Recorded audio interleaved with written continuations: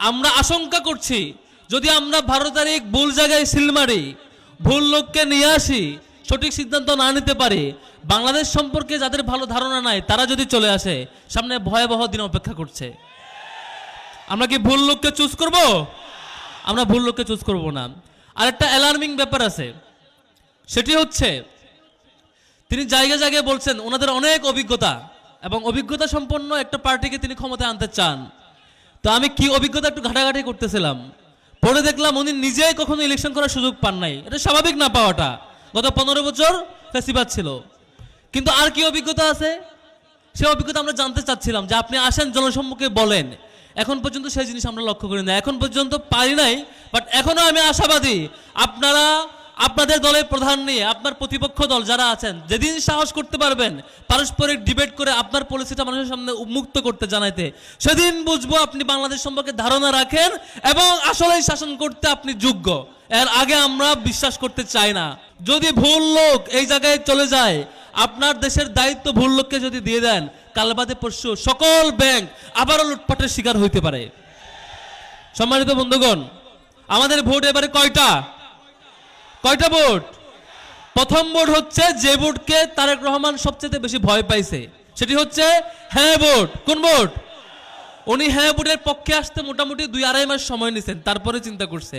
যখন দেখে সব মানুষ হ্যাঁ পক্ষে চলে আসছে, তখন তিনি আর না এসে পারেন নাই। তাহলে আমরা আগামী 12 তারিখ প্রথম ভোট কোন ভোট হবে? হ্যাঁ মানে আজাদি, হ্যাঁ মানে কি, আর না মানে গোলামি, না মানে কি, আমরা আজাদির পক্ষে আছি ইনশাল্লাহ। দ্বিতীয় যে ভোট, সেটি হচ্ছে সবচেয়ে গুরুত্বপূর্ণ আমাদের জন্য। যদি আগামী 12 তারিখ ভুল করি, আমরা যদি ভুল করি, সঠিক সিদ্ধান্ত না নিতে পারি, তাহলে সম্ভাবনা আছে আবারও বাংলাদেশ দুর্নীতির কলার ঘাসে পড়ে যেতে পারে। সম্ভাবনা আছে যে চাঁদাবাজি এবং লুটতরাজ এখন তারা নিজেদের উদ্যোগে করছে, নিজেরা সিন্ডিকেট করে, সেটি রাষ্ট্রীয় বাহিনী ব্যবহার করে দেশব্যাপী চাঁদাবাজকে তারা ছড়াই দিতে পারে। আমরা এই চাঁদাবাজ, এই লুণ্ঠন, এই সন্ত্রাসকে লাল কার্ড দেখাবো ইনশাআল্লাহ আগামী 12 তারিখ। পারবো তো ইনশাআল্লাহ? আপনাদের দুইটা দায়িত্ব, একটা হচ্ছে দাঁড়িপাল্লার পক্ষে আপনি নিজে তো ভোট দিবেনই, পাশাপাশি আপনার পরিচিত পারিবারিক এবং অন্যান্য কর্মস্থলে যত মহল আছে প্রত্যেকটা জায়গায় দাঁড়িপাল্লার দাওয়াতটা পৌঁছায় দিবেন। পারবেন তো?